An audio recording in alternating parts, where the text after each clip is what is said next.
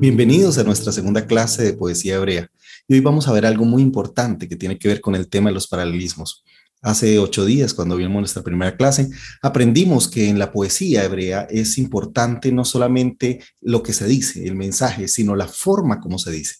Es decir, que cuando leemos la prosa o la narrativa, pues ahí solo está pendiente el tema del mensaje, ¿no? De los énfasis que están.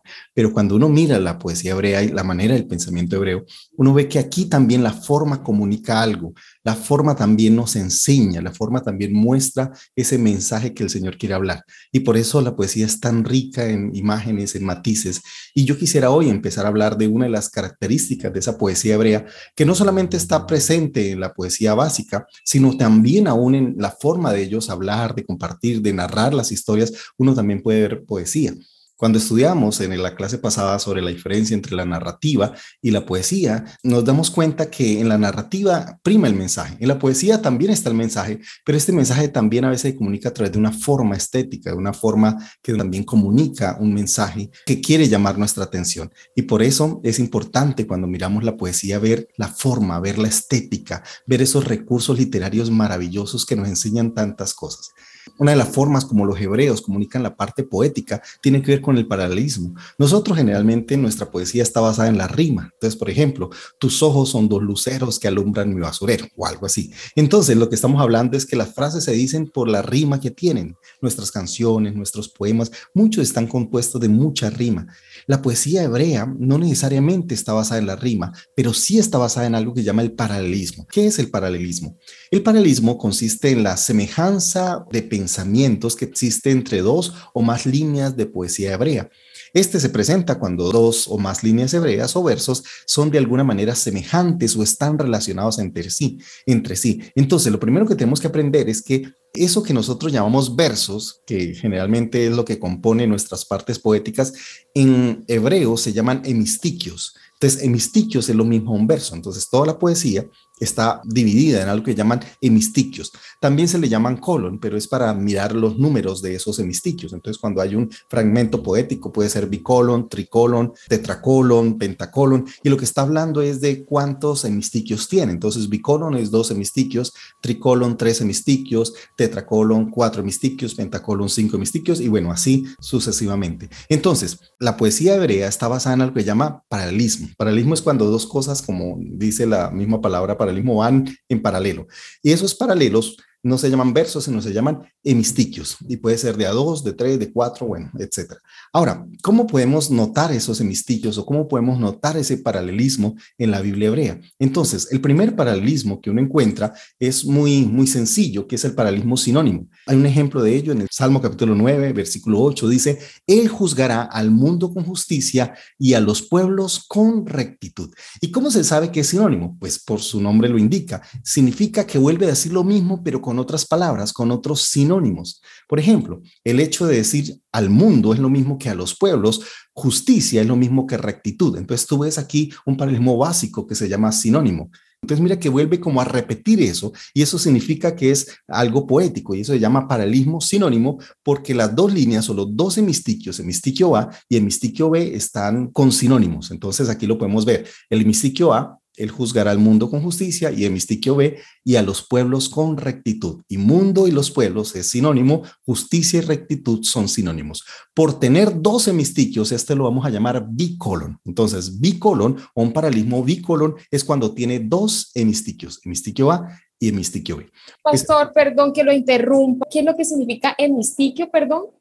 Bueno, la palabra hemistiquio es lo mismo que nosotros traducimos por verso, solo que en hebreo, en vez de llamarlo verso, se llama hemistiquio. Gracias. Gracias por la pregunta, porque hemistiquio es lo mismo que nosotros entenderíamos como un verso, que es como está compuesta nuestra poesía, solamente que en hebreo esos versos se llaman hemistiquios. Y colon se habla para hablar de cuántos versos compone esa unidad poética. Puede ser bicolon, como esta que leímos, que significa dos hemistiquios, o puede ser tricolon, tetracolon. Vamos a ver más ejemplos de sinónimos y eso nos va a ayudar un poquito a entender el tema. El Salmo 19, versículo 1 dice, los cielos cuentan la gloria de Dios y el firmamento anuncia la obra de sus manos. Otra vez, este es un bicolón que tiene dos hemistiquios. El hemistiquio A tiene los sinónimos de los cielos, que en el hemistiquio B está el firmamento. Entonces, los cielos y el firmamento son dos sinónimos. Y en el hemistiquio A dice, cuenta la gloria de Dios, y en el hemistiquio B dice, anuncia la obra de sus manos. Entonces, otra vez, dos cosas que son sinónimas. Contar o anunciar son sinónimos. Entonces, por eso esto es un paralelismo sinónimo básico. Entonces, es un paralelismo bicolón y es sinónimo. Otro ejemplo es el Salmo 24, versículo 1. Dice así, de Jehová es la tierra y su plenitud, hemistiquio A, el mundo y los que en él habitan, hemistiquio B. Si tú ves, la tierra es sinónimo del mundo y su plenitud es sinónimo de y los que en él habitan. Entonces tú ves aquí otra vez paralelismo. Vuelve a decir lo mismo, pero con otras palabras. Otro ejemplo de hemistiquio es Isaías capítulo 1, versículo 3, la parte B. Dice, Israel no entiende, mi pueblo no tiene conocimiento. Entonces otra vez, Israel es sinónimo de mi pueblo y no entiende es sinónimo de no tiene conocimiento. Ahora, en este pasaje también encontramos en Isaías capítulo 1, versículo 3, pero en la parte A encontramos el segundo tipo de paralismos y se llama la elipsis. Ahora, ¿cuál es la diferencia entre la elipsis y el sinónimo? Es muy parecido en el sentido que también tiene sinónimos, pero cuando se habla de un paralelismo elipsis significa que ahora se omite una palabra que debería estar repetida. Recuerdan, en el paralelismo sinónimo, todas las palabras se repiten de manera sinónima, pero en el elipsis hay una palabra que no se repite y esa que no se repite o que se omite se llama elipsis. Y para tener un ejemplo de eso, está aquí ese mismo pasaje de Isaías capítulo 1, el verso 3. Mire lo que dice acá. Dice, el buey conoce a su dueño y el asno el pesebre de su señor. Entonces, esto sería inicialmente un paralelismo sinónimo. ¿Por qué sinónimo? Porque en el primer hemistiquio, en el hemistiquio A dice el buey. Y en el hemistiquio B es sinónimo de el asno. Los dos son animales, entonces por eso son sinónimos. Ahora, ¿cuál es el otro sinónimo que hay en los dos hemistiquios? A su dueño y en el hemistiquio B, el pesebre de su señor. Entonces, así inicialmente sería un paralelismo sinónimo. Pero ¿por qué es elipsis? Porque hay una palabra que no se repite. Y la palabra que no se repite es la palabra conoce. O sea, si tú miras, si podrías colocarlo de una manera sinónima básica sería o debería decir, el buey conoce a su dueño y el asno conoce el pesebre de su señor. Entonces aquí, esa palabra que omite es la palabra conoce, y esa palabra conoce lo que está hablando es de una elipsis.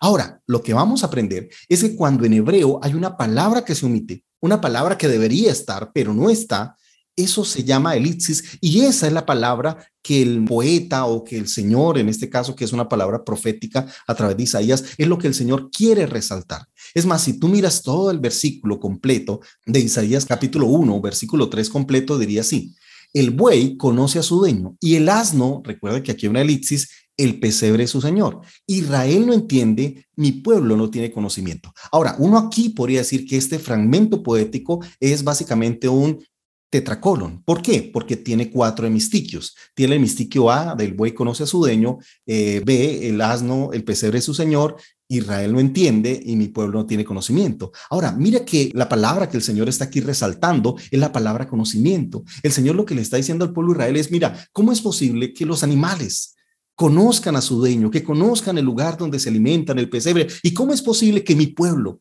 que les ha dado la vida, que les he salvado, no me conoce? Y aquí el Señor está haciendo un llamado a que le conozcamos a Él. Ahora, ¿de qué conocimiento está hablando la palabra del Señor?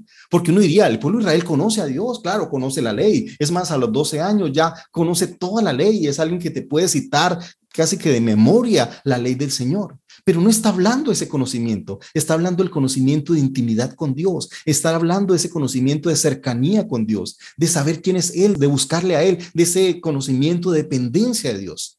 Estamos en una sociedad donde nos movemos por los sentires y generalmente uno califica un culto, una predicación, un servicio por lo que sentí. Ay, no, es que en ese culto no sentí nada.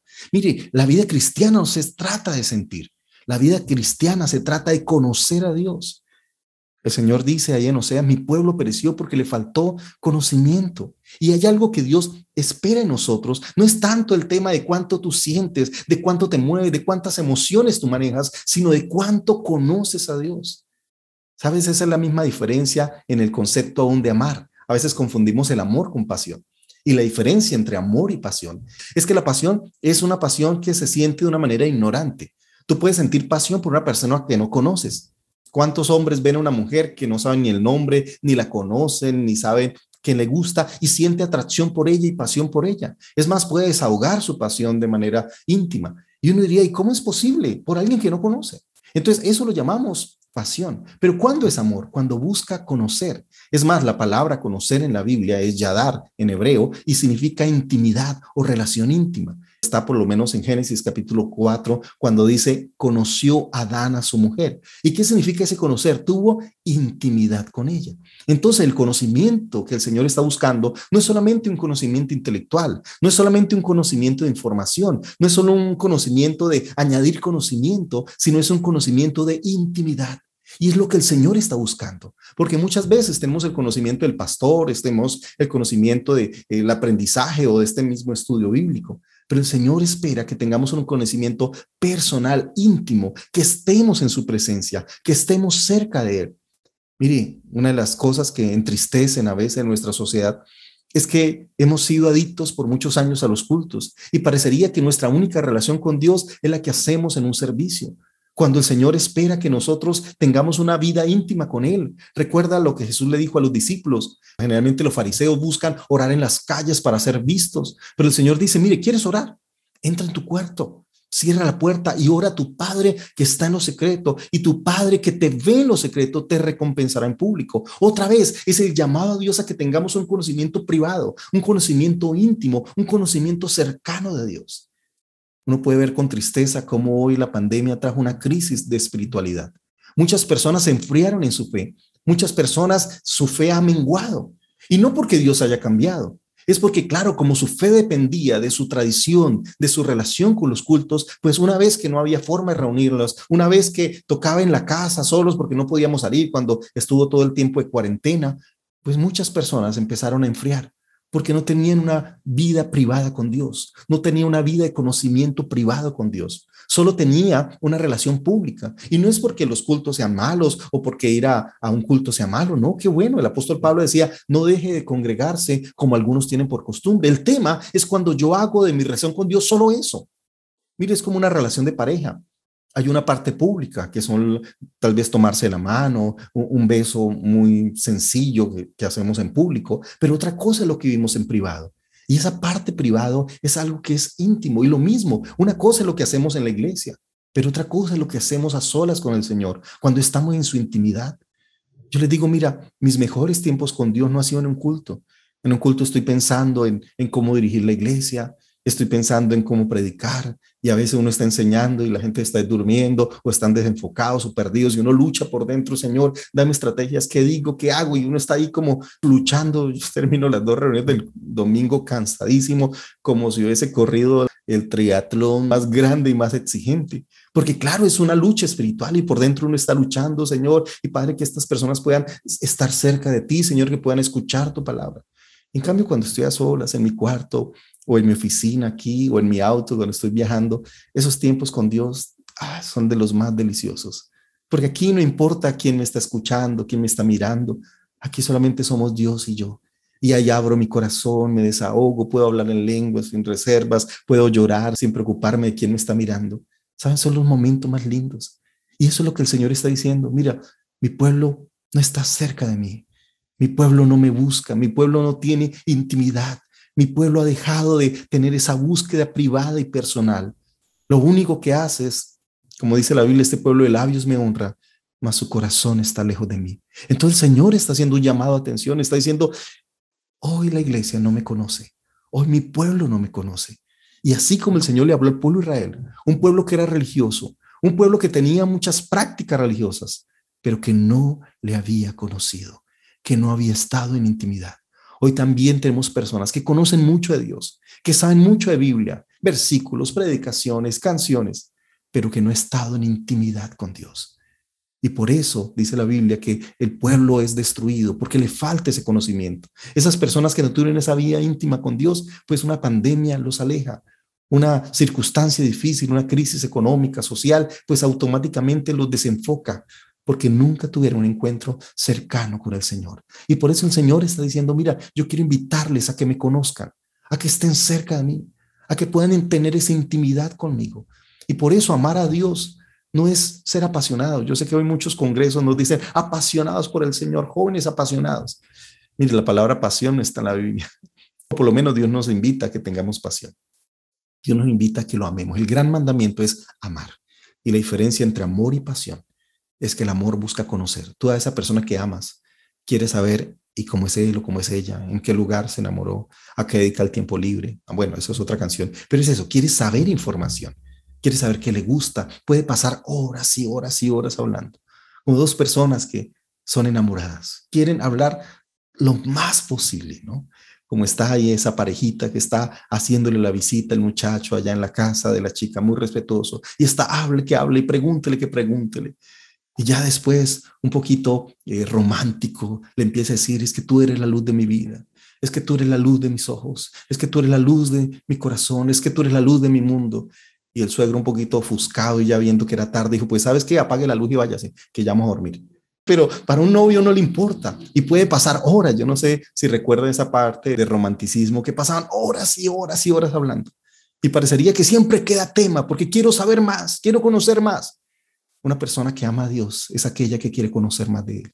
No es la que vive emociones, no es la que simplemente está esperando un espectáculo, un show con luces y no pare, sigue, no. No es aquella que quiere saber más de Dios, que viene a este estudio a estudiar la palabra de Dios, que no solamente ve videos de predicaciones emocionales, sino que dice, Señor, yo quiero conocerte, mi gran deleite es conocerte, o como aprendimos hace 8 días con el Salmo 1, dice, en la ley del Señor está su delicia, en conocer a Dios, en aprender de Dios, en saber de Dios, en querer más de Él. Eso significa amar a Dios.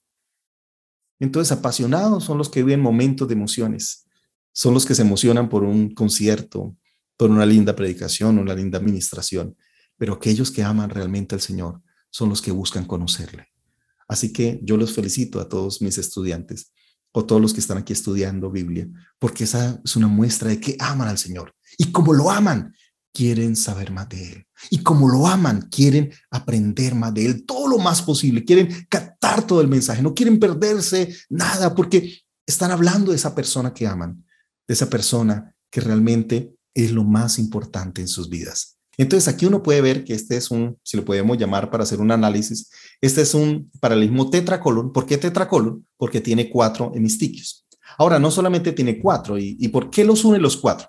Que los 2 primeros son positivos, ¿sí? El buey conoce, el asno conoce el pesebre de su señor, y los otros 2 son negativos. Israel no entiende, mi pueblo no tiene conocimiento. Y aquí este tetracolon, entonces tiene un sinónimo, que es la parte B del versículo, tiene una elipsis, que es la parte A del versículo. Otro ejemplo de elipsis está ahí en Lamentaciones, capítulo 5, versículo 2. Dice así la palabra de Dios: nuestra heredad ha pasado a extraños, dice el hemistiquio B, nuestras casas a forasteros. Otra vez, ¿por qué hay una elipsis? Porque hay una palabra que no está. ¿Por qué este paralelismo es elíptico? Porque hay una palabra que no está, hay un verbo que no está. ¿Y cuál es el verbo que no está? El verbo ha pasado.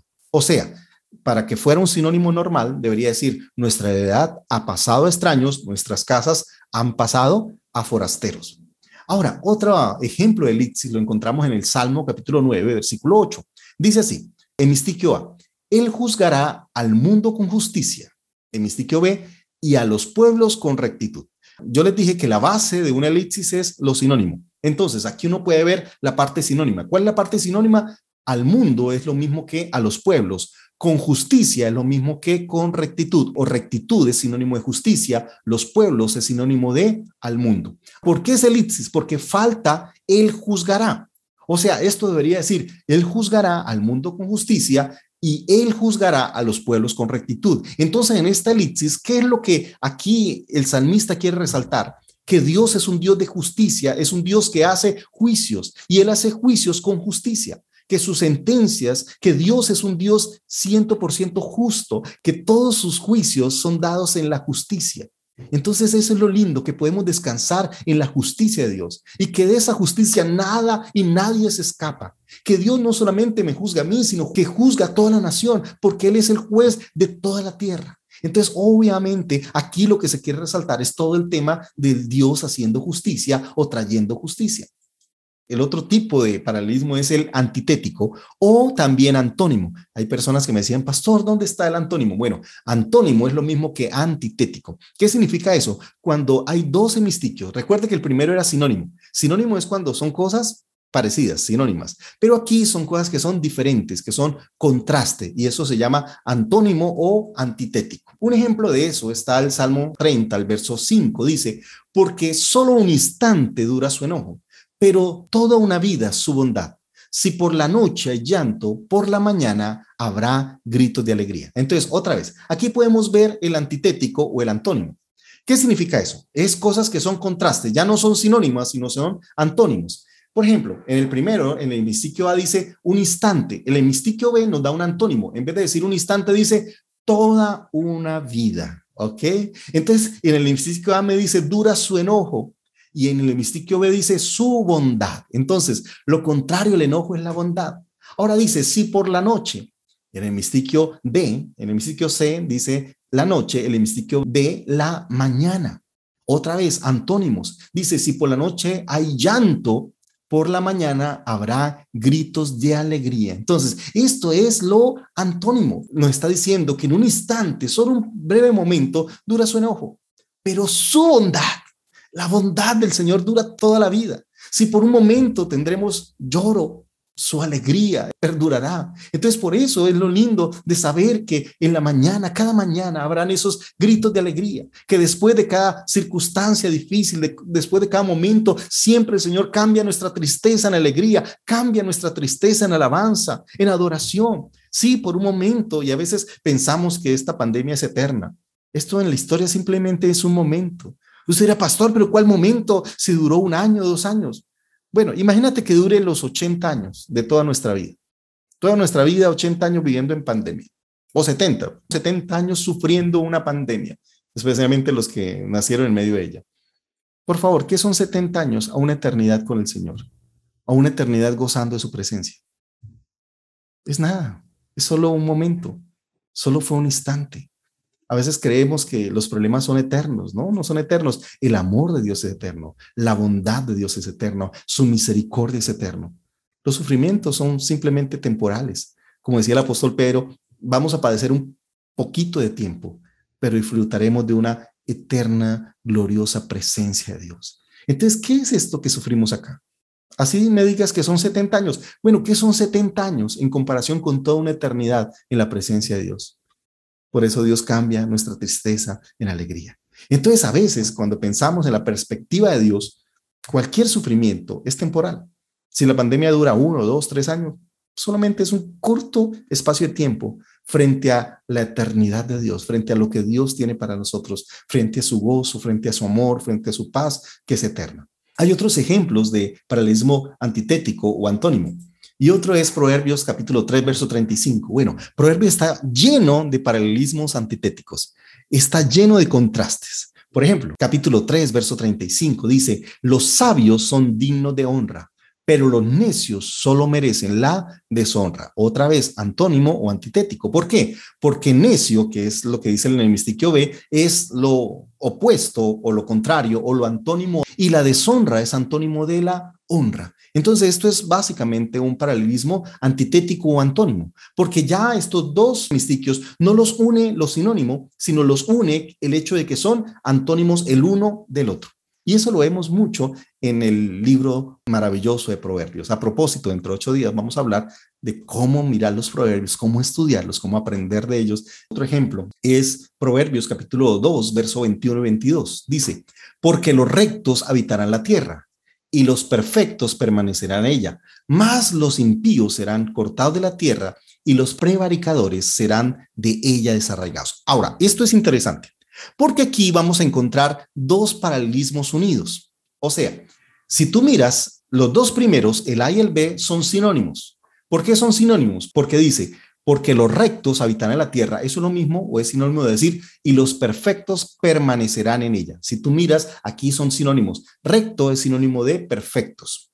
Y si tú miras, el hemistiquio C y el hemistiquio D son también sinónimos. Dice, mas los impíos serán cortados de ella y los prevaricadores serán de ella desarraigados. Otra vez, prevaricadores es sinónimo de impíos. Ahora, pero si tú miras los cuatro, porque este es un tetracolon, tú ves que los cuatro son un antitético, porque los dos primeros hemistiquios, el A y el B, son contraste de los hemistiquios C y D. O sea, los hemistiquios C y D son antónimos de los hemistiquios A y B.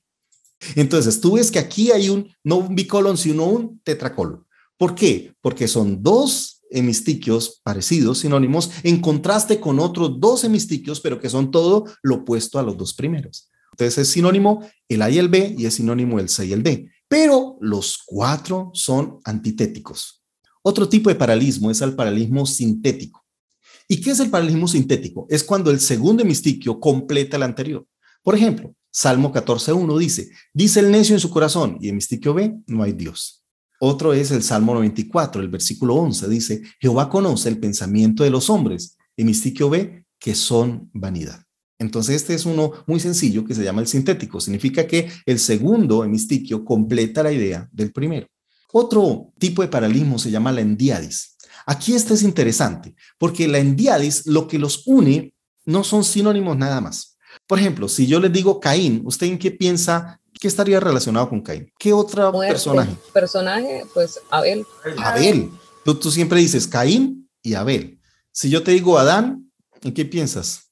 ¿Qué va para Eva? Mire que son diferentes porque Caín no es igual que Abel, pero son dos cosas que van juntos. Entonces, endiadis es cuando tú colocas dos hemistiquios de elementos o cosas o figuras que generalmente van juntas. Y voy a poner algunos ejemplos. Vamos a mirar el primer ejemplo que está aquí, que aparece en el Salmo capítulo 96, el verso 11. Dice, alégrense los cielos y gócense la tierra. La tierra no es lo mismo que los cielos. Uno diría, esto no puede ser sinónimo, porque los cielos es una cosa y la tierra es otra cosa. Pero aquí hay una endiadis. ¿Por qué? Porque cuando se habla de los cielos, se habla de ¿qué? De la tierra. Recuerde que en el principio creó Dios los cielos y la tierra. Entonces son dos cosas que en la Biblia generalmente van juntas. Voy a poner otro ejemplo. Otro ejemplo sería el Salmo 121. Dice, el sol no te fatigará de día, ni la luna de noche. Otra vez, el sol no es sinónimo de la luna. Aquí lo que los une no es que sean sinónimos, tampoco es que sean antónimos, porque sol no es antónimo de la luna. Lo que está diciendo es que dos cosas que van juntas, que generalmente, o cuando uno ve en la creación, Dios las creó también juntas, las dos lumbreras, una para gobernar el día y otra para gobernar la noche. Entonces, esto se llama endiadis, cuando hay dos cosas que generalmente van juntas. Ahora, pero uno que encuentra aquí interesante, este Salmo 121, que estas dos, que serían una endiadis, también tienen otro tipo de paralelismo y es la elipsis. ¿Por qué la elipsis? Porque en el primero dice, el sol no te fatigará de día, dice, ni la luna, debería decir, te fatigará de noche. Entonces, esa palabra que hace falta, ese verbo que hace falta, o esa conjugación que hace falta, es lo que se llama la elipsis. Y aquí vemos dos paralelismos unidos, endiadis y elipsis. Yo les dije que cuando en la Biblia algo se omite, cuando en la Biblia intencionalmente no se repite, significa que es lo que está o se está resaltando. Entonces, ¿qué es lo que el Señor está resaltando o el salmista está resaltando en el Salmo 121 en este paralelismo? Está resaltando el tema del fatigar. Y dice que el sol no me fatigará de día, ni la luna me fatigará de noche. Ahora, esto llama mucho la atención, porque pregunto, ¿cuántos han estado en un sol abrasador y les ha fatigado el sol alguna vez? Yo creo que todos. Es más, en estos días de calor aquí en Bucaramanga, que es impresionante. Y claro, uno sale y hace alguna diligencia y llega uno totalmente sudado, acalorado. Es una cosa impresionante porque el sol fatiga. El sol no solamente quema, sino el calor, el bochorno, genera a veces un desespero en uno. Entonces, todo lo que el sol provoca. Pero pregunto, ¿cuántos han estado fatigados por la noche? ¿Cuántos han dicho, no es que esa luna no me dejó dormir? Ay, ¿cómo es posible? Esa luna me tiene fatigado. ¿Alguien le fatiga la luna? A menos que sea el hermano lobo o el hombre lobo o la mujer loba. Pero no creo que a nadie le fatigue la luna. Entonces, ¿qué significa eso? ¿Por qué dice que ni la luna me fatigará de noche?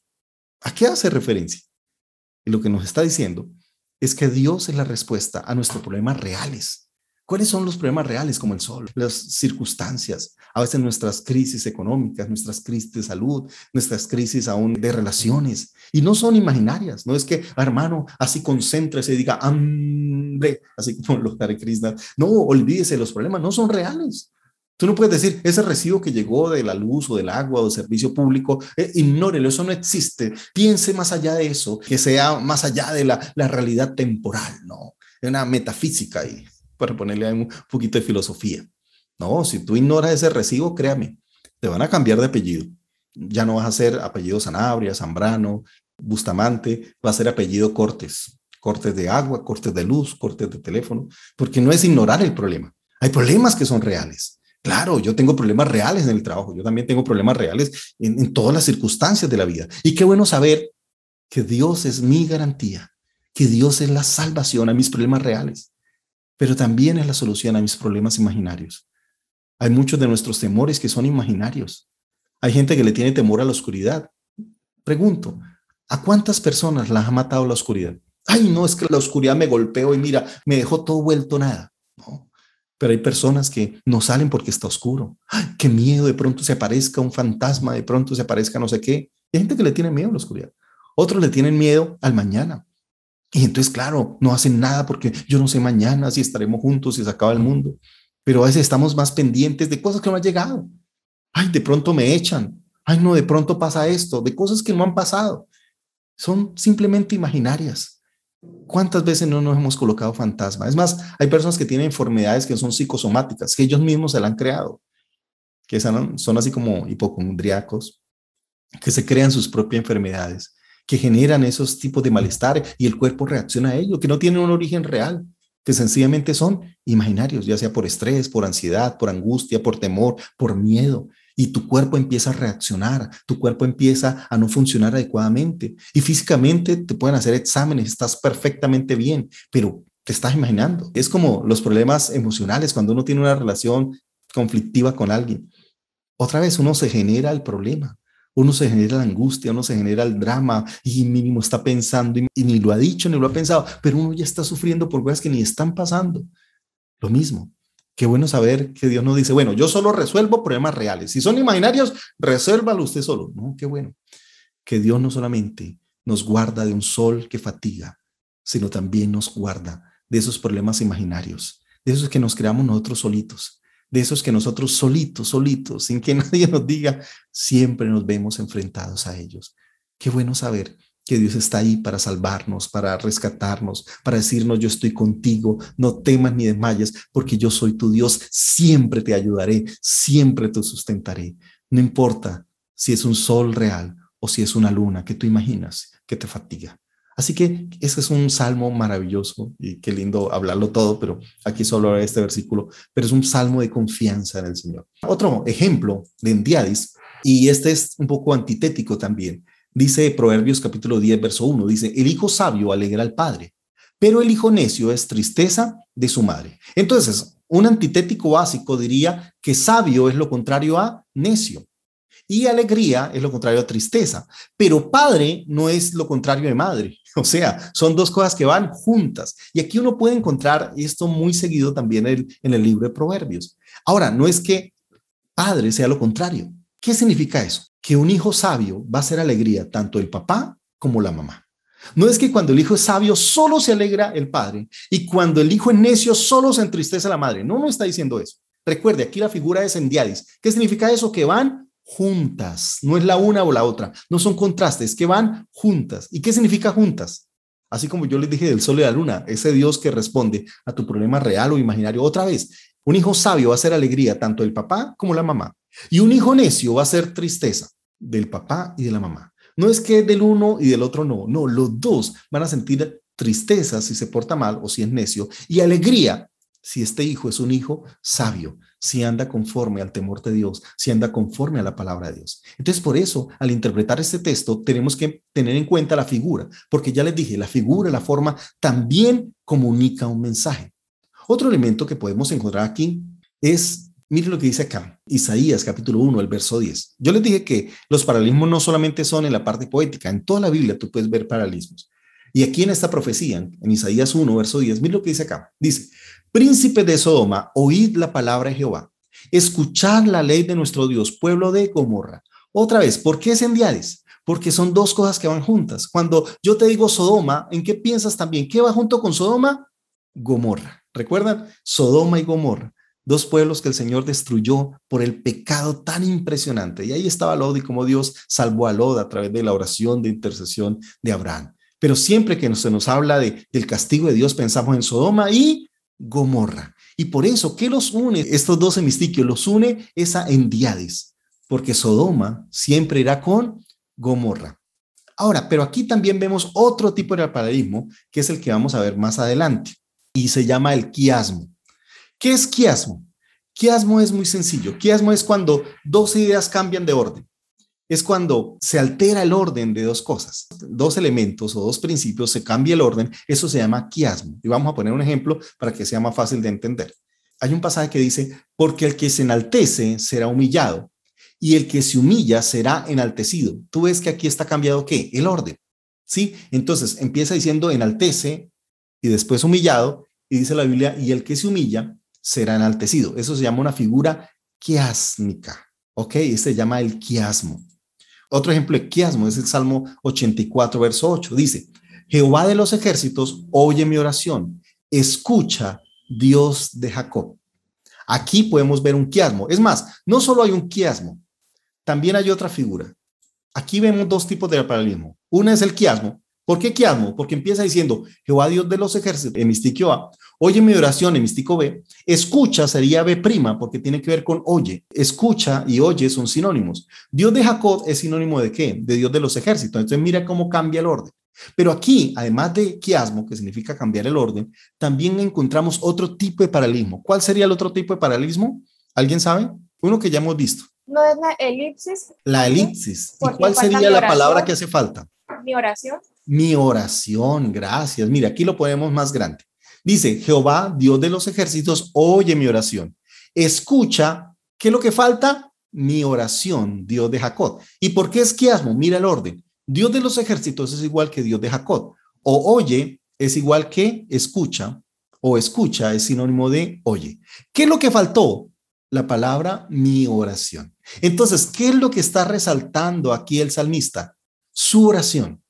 Está dándole énfasis a esa oración. No le está dando énfasis a que Dios no lo oye, no lo escucha. No, el énfasis es que él está clamando al Señor y está poniendo énfasis, importancia sobre clamar a Dios. A veces nosotros creemos que lo importante es mi necesidad. No, eso no es lo más importante. No es mi problema lo más importante. Lo más importante es mi relación con Dios, mi comunión con Dios.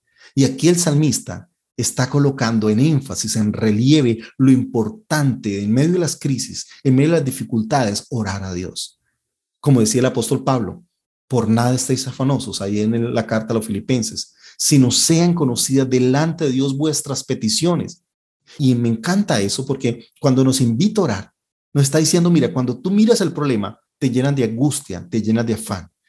Pero cuando te centras en Dios, te llenas de paz. Por eso dice, y la paz de Dios, que sobrepasa todo entendimiento, guardará vuestros corazones y vuestros pensamientos en Cristo Jesús. Entonces lo que está diciendo es, mira, no te preocupes por nada, pero sí ora por todo. Sean conocidas todas vuestras peticiones. Y es aquí donde nos invita a orar. Porque cuando oramos, estamos dejando de mirar el problema nada más. No es ignorarlo, es mirarlo, pero llevarlo delante de Dios. Y cuando yo oro, estoy colocando mis ojos en Dios. Y cuando yo coloco mis ojos en Dios, coloco mis ojos en aquel que es respuesta, en aquel que es solución, en aquel que es el que puede traer vida y paz. Entonces, aquí lo que el salmista está resaltando es el tema de lo importante de orar. No de su problema, no del hecho que, Señor, tú tienes que oírme. No. Lo importante es decirle, Señor, yo clamo a ti. Recuerden, la elipsis es la palabra que se resalta. Otro ejemplo de quiasmo está en Isaías capítulo 6, verso 10. Mire lo que dice, y este es uno más grande, sextacolon. Empieza diciendo, engureza el corazón de este pueblo, hemistiquio A, y agrava sus oídos, hemistiquio B, y ciega sus ojos, hemistiquio C. Y mira cómo ahora cambia el orden, para que no vean con sus ojos, ni oigan con sus oídos, ni su corazón entienda. Mire cómo cambia el orden. Empieza hablando de corazón, oído, ojos, y cambia el orden ahora a ojos, oído, corazón. ¿Vieron? Eso se llama un quiasmo. ¿Sí lo ven? No sé si están disfrutando esto conmigo, pero uno puede ver riqueza literaria que hasta el día de hoy no lo había visto. Simplemente uno leía el pasaje y ya. Ahora puedes ver, uy, aquí hay un quiasmo y este es un sextacolon. Solo con esto estás viendo la palabra y la poesía de una manera mucho más profunda, mucho más hermosa. Ahora, esto no es para descrestar ni pasar de interesantes o inteligentes, sino es para estudiar, es para profundizar, es para deleitarnos en ese conocimiento de esas figuras maravillosas que uno encuentra en la palabra de Dios. Otro ejemplo de quiasmo está en el libro de Eclesiastés. Dice, hay un tiempo para amar y un tiempo para odiar, un tiempo para la guerra y un tiempo para la paz. Generalmente, todos los hemistiquios de Eclesiastés son negativo, positivo o positivo, negativo. Generalmente son así. Por ejemplo, aquí dice en capítulo 3, verso 4, un momento para llorar y un momento para reír, un momento para estar de luto y un momento para estar de fiesta. Mira, esto sería lo normal. O sea, un hemistiquio negativo y un hemistiquio positivo.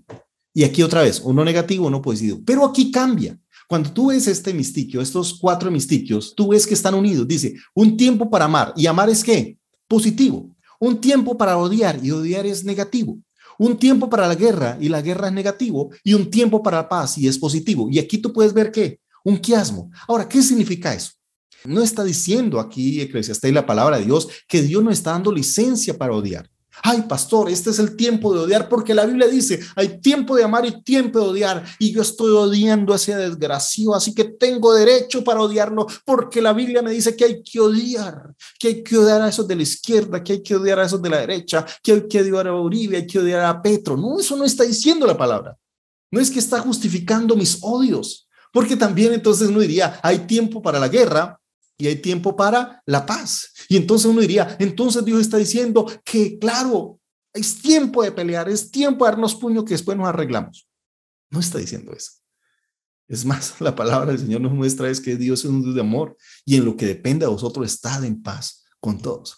¿Qué nos está hablando? Mire, cuando uno mira la forma, recuerde que no solamente es el mensaje lo que comunica, sino también la forma como está escrito. Tú ves que aquí hay un quiasmo. ¿Y qué nos está enseñando eso? Que hay una relación entre amar y paz y odio y guerra. Y lo que nos está diciendo es que ¿qué es lo que trae la paz? El amor. ¿Y qué es lo que provoca la guerra? El odio. Es por el odio que hay guerras. ¿Y cómo vencemos las guerras? ¿Cómo superamos las guerras? Cuando cambiamos ese odio por amor. Entonces, ¿por qué hay conflicto en una pareja? Por sus odios, por sus rabias, por sus enojos, porque no se han perdonado, porque no han superado las diferencias y esas rencores, esas amarguras. Mira, hay 3 palabras en la Biblia que son interesantes aprender. Primero, ira. Segundo, enojo. Y tercero, amargura. ¿Las han leído? Ira, enojo, amargura. Las 3 son diferentes. ¿Ok? ¿Qué es la ira? La ira es la emoción involuntaria que yo tengo frente a una circunstancia. Por ejemplo, si alguien me golpea, sea accidental o intencionalmente, ¿qué voy a sentir? ¿Alegría? Ay, sí, golpéame más. Ay, sí, castígame con el látigo en la indiferencia. ¿Sí? O alguien me golpea, ¿qué me da? Ira. Esa es la reacción involuntaria. Alguien me grita, alguien me insulta. La primera reacción involuntaria, ¿qué es? Airarme. Ahora, frente a esa reacción, no es pecado. La Biblia dice, airaos, pero no pequéis. ¿Qué significa eso? Que cuando tú te airas, no hay pecado. El tema es cuando llevas esa ira al enojo.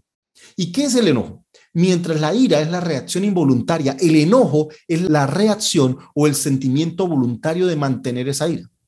Entonces, la reacción involuntaria es que sí, me ofendió eso. Claro que me ofendió.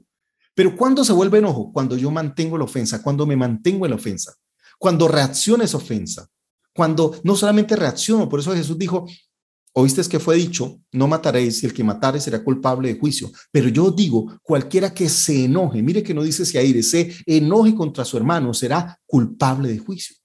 Y eso es lo que está diciendo. Yo no soy culpable de mis iras, porque las iras son involuntarias, pero sí soy culpable de mis enojos. Voy a poner un ejemplo muy sencillo. Pero yo no sé si has visto cuando alguien se cae, lo primero que te da es risa. Sí, esa es una reacción involuntaria.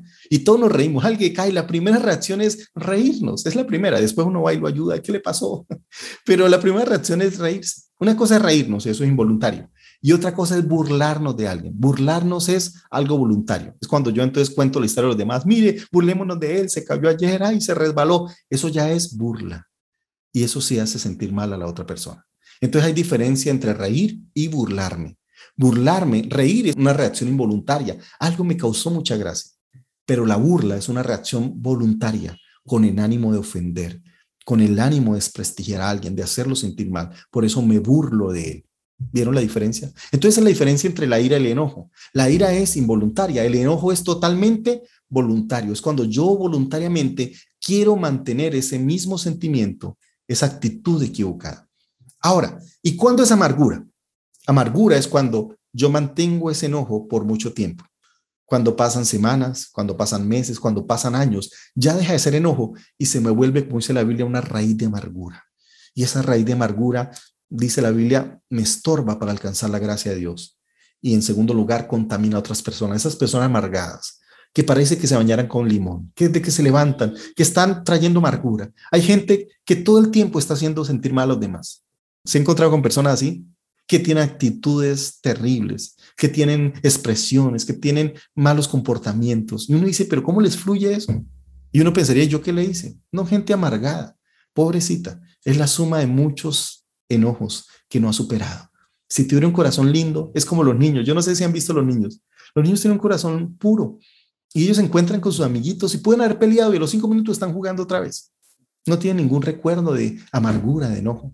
Sí, ellos pueden ponerse bravos, lloran, pero al ratico ya están normal, ya están felices, ya están contentos. ¿Cuántas veces tú no regañas al niño y al ratico está riendo y va y te abraza? En cambio, a uno de adulto lo regañan y dura 20 años todavía bravo. Y esa persona me regañó. Un niño no, tú le llamas la atención y a los 5 minutos va y te abraza, te da un beso, como si nada hubiese pasado. Qué lindo tener un corazón así, pero tenemos un corazón tan amargado, que alguien nos regaña, que alguien nos hace un desplante, que alguien nos mira feo, que alguien nos hizo esto y ya ahí la sumamos, ya estamos como una olla a presión, la acumulamos. Qué bueno que nos liberemos, que tengamos un corazón limpio, limpio de esos enojos, limpio de esas amarguras, para que esas raíces no nos estorben y no impida que podamos alcanzar la gracia de Dios. Entonces, por eso, lo que dice aquí la palabra de Dios es que las guerras, los conflictos se dan por esos enojos, por esos odios que tenemos en el corazón. Porque esas amarguras se han convertido ya en ese odio que significa ese pecado en el cual tenemos esas actitudes totalmente nocivas, agresivas.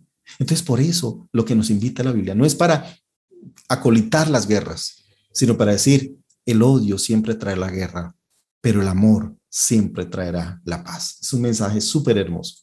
Otro tipo de paralelismo es la inclusión. ¿Qué es la inclusión? Es cuando hay como una especie de sándwich, cuando al principio y al final se repite lo mismo.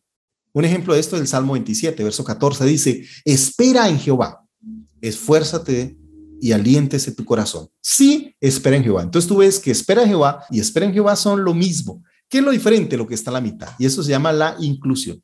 Hay la inclusión de 3 hemistiquios, o sea, sería un tricolor, pero también hay la inclusión de todo un salmo.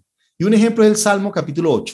Si tú miras, el Salmo 8 es una inclusión total. El versículo número 1 dice, Jehová, Señor nuestro, cuán grande es tu nombre en toda la tierra.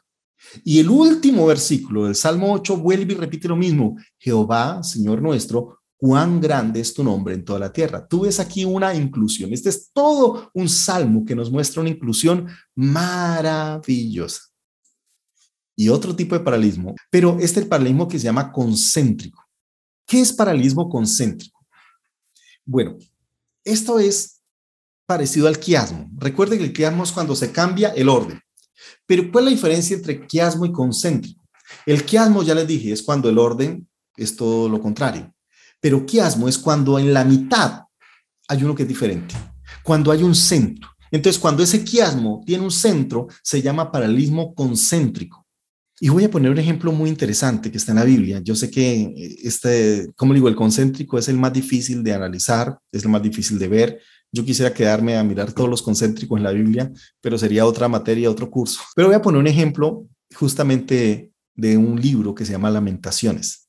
Lamentaciones es un libro de emociones, es un libro donde el pueblo de Israel está haciendo lamentos, haciendo endechas por el sufrimiento, están haciendo endechas por todo el exilio, por estar viviendo exiliados. Y entonces, en el medio del exilio están diciendo, Señor, lamentamos esto que estamos mirando. O sea, sería un buen libro para estos momentos. Sería un buen libro para esta pandemia. Uno diría, los lamentos de la pandemia. Este es un tiempo para tener esos lamentos. Ay, cuando orábamos, cuando nos reuníamos, cuando nos abrazábamos, cuando hacíamos fiestas, cuando uno invitaba a un cumpleaños a todo el mundo. Hoy en día, que si no me invitan mejor, porque no puedo ver las multitudes. Cuando uno gozaba, cuando había mucha gente. Hoy en día, ay, no, hay mucha gente, yo mejor me voy. porque tal vez hoy sufrimos por eso, no queremos estar cerca de nadie, no sea que nos contagiemos, no sea que caigamos en una enfermedad tan terrible y todas las crisis que pueden dar y puede costar la vida. Entonces hay cosas que uno lamenta, ¿no? De cosas que tuvimos en el pasado que hoy no tenemos. Así que Lamentaciones, uno diría, es un libro emocional. Sin embargo, el libro más emocional de la Biblia, el que nos habla de las emociones así desgarradoras, y tú lees el libro de Lamentos y parecería un llanto. El libro más emocional es el libro de la Biblia más organizado. Es más, tiene 5 capítulos. Así que el centro es el capítulo 3 y todo el libro de Lamentaciones, todo. Como les dije, me encantaría ver todo el libro, pero sería muy difícil para mostrarles todo el paralelismo de todo este libro tan maravilloso. Todo es un paralelismo concéntrico, todo el libro. O sea, el libro más emocional es en la Biblia el libro más organizado. A veces uno cree que las emociones nos da para ser locos, para decir cosas sin sentido. Y lo primero que nos enseña este libro es que todas las emociones que son válidas, sentir tristeza, sentir angustia, sentir rabia, todas esas, qué bueno ponerlas en orden. En orden. Y por eso este es un libro que es hermoso. Y sabes que está en el centro del libro de Lamentaciones, en el centro está uno de los mejores versículos que están en la Biblia, los más hermosos. Yo tengo muchos hermosos, pero este es uno de los más lindos. Y es Lamentaciones, capítulo 3, verso 22. Dice, por la misericordia de Jehová no hemos sido consumidos, porque nunca decayeron sus misericordias. Nuevas son cada mañana, grande es tu fidelidad. Y para mirar cómo este paralelismo es concéntrico, solo voy a ponerles unos ejemplitos. O sea, el versículo 22 y el versículo 23 son el centro. Si tú puedes contar todos los hemiciquios del libro de Lamentaciones, tú puedes encontrar que esto es lo que está en toda la mitad. Entonces miremos cómo funciona. Voy a poner simplemente estos versículos para que miremos un ejemplo de ello.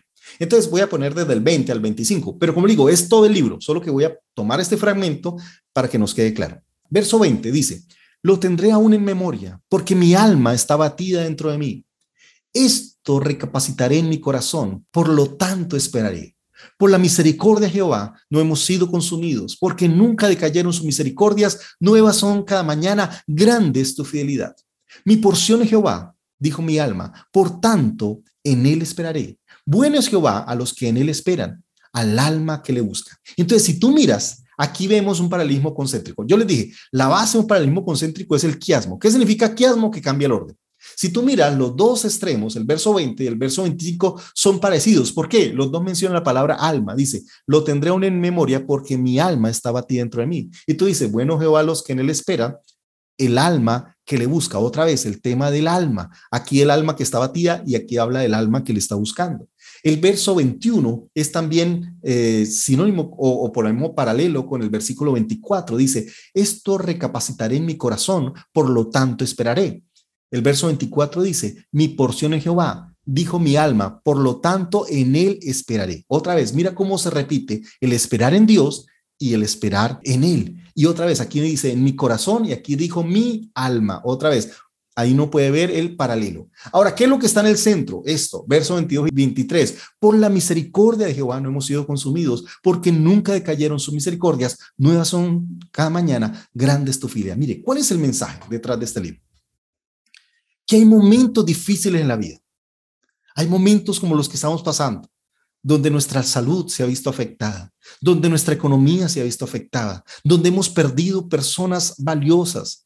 Yo he perdido amigos muy cercanos, personas a las cuales apreciábamos. Uno diría, Señor, pero esta persona tan buena, ¿por qué te la llevaste? Y también he perdido aún familiares. Y uno podría decir, Señor, ahí, este es un tiempo de lamentos, es un tiempo de dolor, es un tiempo donde difícilmente podremos recuperarnos. Y uno podría decir, Señor, qué tiempo tan difícil. Pero en esos tiempos difíciles, ¿qué es lo que debemos recordar? ¿Qué nos dice? Dice, por la misericordia de Jehová no hemos sido consumidos. Si estamos vivos, no es porque seamos mejores que los demás. Si estamos con salud, si tenemos trabajo, no es porque los que no lo tienen sean peores que nosotros. O porque nosotros merezcamos más. Si tú y yo estamos vivos, no es porque ser mejores de los que están en este momento en la presencia de Dios. Es porque Dios ha tenido misericordia. Es por su misericordia. Y dice después, nuevas son cada mañana. O sea, es ese Dios que nos regala su misericordia cada mañana, cada instante. Dice, grande es su fidelidad. Qué bueno recordar en estos momentos de dificultad, en estos momentos de aflicción, en estos momentos de quebranto, en estos momentos de lucha, en estos momentos de crisis. Qué bueno recordar que Dios sigue siendo fiel y seguirá siendo fiel. Que no importa lo que pueda venir, que no importa si terminamos sin nada o terminamos en circunstancias difíciles. Alguien me dijo una frase que la recuerdo hasta el día de hoy. Cuando llegamos al punto en que no tenemos a nada más ni a nadie más que a Dios, nos damos cuenta que Él es suficiente. Estos días que hemos visto cómo Dios ha bendecido nuestra iglesia y hay reuniones que vemos bastantes personas y cómo el Señor nos ha estado levantando. Recuerdo que en junio fue los meses más difíciles. Cuando terminé con todo el trasteo de la iglesia en un lugar que le pedí a mi papá para guardar las cosas. Y sabía que muchas se iban a dañar y no se iban a volver a recuperar. Y a la deriva, sin saber qué hacer, sin saber hacia dónde ir. ¿Qué me sostuvo recordar esto? La fidelidad de Dios. Que al final no es mi iglesia, es la iglesia del Señor. Que al final no son mis fuerzas, que es el Señor. Que al final no se trata de correr o de esforzarme, se trata de esperar en Él, de aprender a esperar en Él. Y como dice el salmista, decirle a mi alma, alma mía, espera al Señor. ¿Por qué vas a estar angustiada y abatida? Aprende a esperar en Dios. Y es lo que este maravilloso libro de Cantar nos está diciendo. Qué bueno aprender a esperar. Qué bueno decirle a nuestra alma, aprende a esperar. Aprende a buscarle a Él. Y por eso este es un libro maravilloso que nos enseña tantas cosas. Otra figura gramatical que uno puede ver en los Salmos es en el Salmo 136. Y aquí hay una estructura poética muy interesante. ¿Y cuál es la línea poética que se repite? Dice, porque para siempre es su misericordia. Y tú puedes verlo ahí en todo el Salmo. Dice, al que hirió a Egipto en sus primogénitos, porque para siempre es su misericordia. Al que sacó a Israel de en medio de ellos, porque para siempre es su misericordia. Esto es lo que se conoce como Salmo responsorial. ¿Qué significa salmo responsorial? Donde el pueblo repetía una misma frase. Mira, eso es algo que a veces en la iglesia no tenemos. Cuando leemos estos salmos, lo leemos desde corrido, ¿no? La forma de leerlo era que el sacerdote leía una parte y el pueblo iba respondiendo un mismo estribillo. Y esta es una cosa bien, bien bonita que uno puede encontrar en algunos salmos. Y este salmo, otro ejemplo de eso es el Salmo 118, dice, diga ahora Israel, que para siempre es su misericordia. Diga ahora a la casa de Aarón, que para siempre es su misericordia. Diga ahora a los que teman a Jehová, que para siempre es su misericordia. Diga a los estudiantes del seminario bíblico Querigma, que para siempre es su misericordia. O sea, me encanta y tú le puedes meter muchas cosas. Diga los habitantes de Bucaramanga, diga los habitantes de Costa Rica, diga el pueblo de Paraguay, diga Argentina, que para siempre es su misericordia. O sea, diga los colombianos, digamos, que para siempre es su misericordia. Y otro responsorial que está en ese salmo, está más adelante del verso 10 al 12, dice, todas las naciones me rodean, mas en el nombre de Jehová yo las destruiré. Me rodean y me asedian, mas en el nombre de Jehová yo las destruiré. Me rodean como ovejas, se enardecen contra mí como fuego de espinos, mas en el nombre de Jehová yo las destruiré. ¿Sabes? Este es también un responsorial maravilloso. Otra figura, dice la Biblia, por lo menos en Isaías capítulo 1, verso 18, dice, aunque vuestros pecados sean como la grana, como la nieve serán emblanquecidos. Aunque sean rojos como el carmesí, vendrá a ser como blanca lana. Otra vez, esas metáforas, esos símiles tan lindos. Una metáfora maravillosa, dice, el Señor es mi roca. Wow. No es que el Señor sea una roca, es una metáfora de la fortaleza de Dios. Tu palabra es una lámpara a mis pies. Salmo 119, 105. No significa que la Biblia sea un encendedor. Entonces estamos de noche, traigo una Biblia. ¿Por qué? Porque dice ahí lámpara es a mis pies. Entonces traigo una Biblia. No, es una metáfora. Es para decir que la palabra de Dios trae luz a mi vida. Entonces, tengamos cuidado cuando están esas metáforas hermosas. Otro ejemplo de estas figuras literarias es lo que se llama la personificación y los antropomorfismos. Por ejemplo, dice, las calzadas de Sión están de luto. Otra vez, no es que todas las calles, la avenida estén tristes, ¿no? Es una manera de personificar que nuestra tierra está llena de luto, está llena de tristeza. O, por ejemplo, lo que dice Salmo 85, verso 10 en adelante, dice, el amor y la verdad se encontrarán, se besarán la paz y la justicia, de la tierra brotarán la verdad, del cielo se asomará la justicia. Otra vez, estos son personificar la paz, la justicia, la verdad, todas esas cosas que no es que sean personas, pero es una manera poética de escribirlas. Otra es hablando de Dios, esto se llama antropomorfismo, no es que el Señor tenga nariz, boca, pero es otra vez, es figuras humanas que se le atribuimos a Dios. Por ejemplo, humo subió de su nariz y de su boca fue consumidor, cabalgó sobre un querubín y voló sobre las alas del viento. Alguien me preguntó eso, si es que Dios realmente estaba cabalgando en un querubín. Otra vez, eso se llaman antropomorfismos. No es que Dios literalmente mejor dicho, es que los querubines son caballos. No, no está diciendo eso. Son otra vez figuras literarias que se llaman antropomorfismos. Este es un elemento que quiero mostrarlo y es el ejemplo de los acrósticos. En la Biblia hay muchísimos acrósticos, lo que pasa es que en español no se ven. Pero, por ejemplo, el Salmo 119 es un acróstico hermoso. Todo el Salmo 119 es bellísimo porque nos muestra un acróstico con todo el alfabeto hebreo. Y voy a ponerles un ejemplo simplemente muy pequeñito. Si tú miras del 1 al verso 8, todo es de Aleph. Aleph es la primera letra de hebreo. Aquí vamos el otro año a tener un cursito de introducción al hebreo. Entonces, mira, ahí está Aleph, que es del 1 al 8. Bet del 9 al 16 y Gimel del verso 17 al verso 24. Y tú ves que todas las frases, todos los hemistiquios empiezan por la misma letra. ¡Wow! Un acróstico maravilloso. Mire, si la podemos mirar de otra manera, aquí está mucho más amplio. Mire el Aleph, verso 1. ¡Wow! Mire, yo no se la voy a leer, sino mire la estética, mire la belleza. Yo sé que al traducirlo, pues perdemos esta estética, perdemos esta belleza, pero mire qué belleza. No me digas si no es hermoso. Así tú no entiendas ni papá. Así tú dices, pastor, ¿qué dice ahí? No, pero mira la parte bella, mire todos los Aleph. ¡Wow! Tan lindo. Mire ahí los versículos siguientes, del verso 9 al 16. ¡Wow! Mire todo lo que está del 17 al 24. Oye, qué belleza. Por eso leer la Biblia en hebreo es hermoso. ¡Wow! Ahí sí está el Dalet, del 25 al 32. ¡Wow! Mira ahí el Salmo 145 también es otro acróstico. Hermosísimo. Y podemos ver mucho más figuras. Por ejemplo, ahí está el Bet, ¿sí? Aleph, Bet, que es, por ejemplo, el 2, el Gimel, que es el verso 3, el Dalet, que es el 4, el Ji, que es el 5, el Bau, que es el 6, el 7, y tú ves todo el sentido que tiene. Tan hermoso, tan maravilloso es, de verdad la palabra de Dios es maravillosa, ¿no? Aleph, Bet, Gimel, Dalet.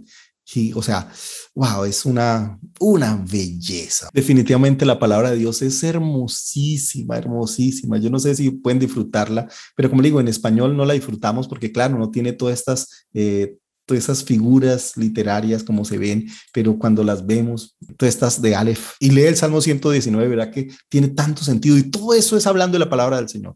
Todo es un salmo basado en la importancia de la palabra, ¿sí? Oh, mire este Bet tan lindo.